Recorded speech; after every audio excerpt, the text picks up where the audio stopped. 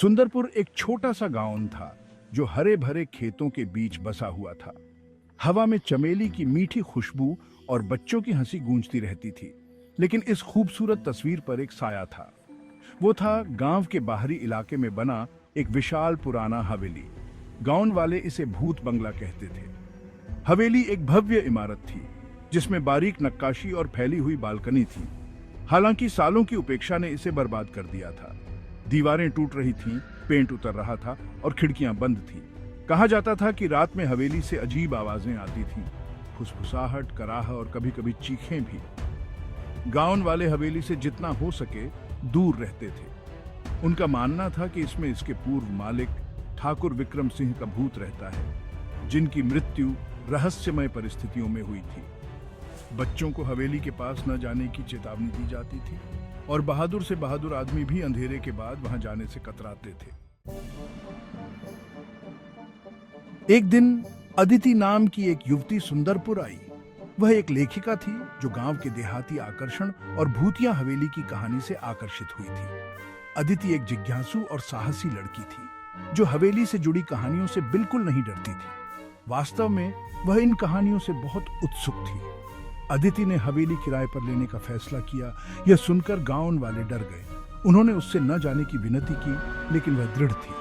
उसका मानना था कि हवेली की दीवारों के भीतर एक कहानी छिपी है, एक ऐसी कहानी जिसे बताने के लिए वह आई है। एक स्थानीय लड़के की मदद से अदिति हवेली में रहने चली गई।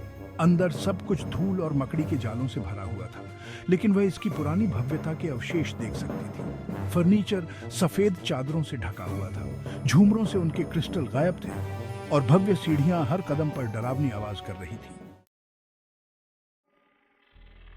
जैसे ही अदिति ने अपने नए घर का पता लगाना शुरू किया, उसे यह एहसास होने लगा कि कोई उसे देख रहा है। वह गलियारों में धीमी फुसफुसाहट सुनती, दरवाजों से परछाइयां गुजरती हुई देखती और कुछ कमरों में ठंडक महसूस करती। रात में आवाजें और तेज हो जाती। फर्श के तख्तों का चरमराना, शटर का पीटना और किसी के या किसी चीज के अटारी में घूमने की आवाज। अपने शुरुआती डर के बावजूद अदिति ने हिम्मत नहीं हारी। उसने हवेली से एक अजीब सा संबंध महसूस किया, मानो हवेली उसे कुछ बताने की कोशिश कर रही हो। उसने अपने दिन सफाई और चीजों को व्यवस्थित करने में बिताए। हवेली के छिपे हुए खजानों, पुरानी किताबें, फीकी तस्वीरें और प्राचीन फर्नीचर को खोज निकाला। एक शाम अटारी की खोज करते समय अदिति को एक बंद लकड़ी की संदूक दिखाई दी।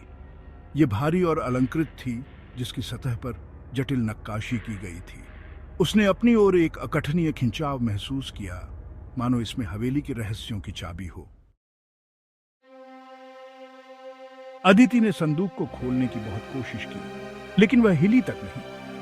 निराश होकर वह अपनी एड़ियों के बल बैठ गया। तभी उसने उसे सुना। हवेली के भीतर से कहीं एक मधुर धुन आ रही थी। यह एक सुंदर भूतिया धुन थी जो सितार पर बज रही थी। वह आवाज का पीछा करते हुए सीढ़ियों से नीचे एक धूल भरे पुराने ड्राइंग रूम में पहुंचे। वहां कमरे के बीच में खिड़की से आती चांदनी में नहाया हुआ एक युवक बैठा था। वह सितार बजा रहा था। उसकी आंखें बंद थीं। वह संगीत में खोया हुआ था। अदिति मंत्रमुग्ध होकर देखती रही, जैसे ही उसकी उंगलियां तारों पर नाच रही थी। जब आखिरी सुर धीमा पड़ गया तो उसने अपनी आंखें खोली और उसे वहां खड़े देखा। वह मुस्कुराया, एक धीमी आकर्षक मुस्कान जिससे उसका दिल धड़क गया।